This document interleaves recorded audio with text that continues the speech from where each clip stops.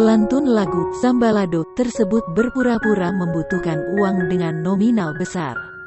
Ayu Ting Ting mengaku butuh uang 100 juta rupiah saat berkomunikasi dengan Iis Dahlia. Dengan suara yang dibuat melas, Ayu Ting Ting pun menghubungi Iis Dahlia. Ayu Ting Ting mengatakan bahwa ia sedang butuh dan minta ditransfer saat itu juga.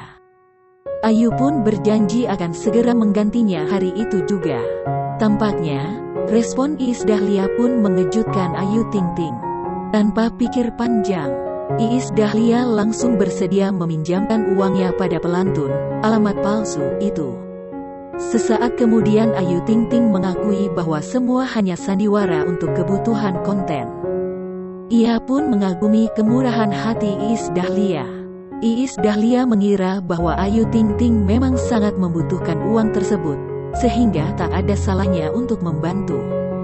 Ayu Ting Ting juga menyanjung sifat asli Iis Dahlia yang ternyata tidak pelit.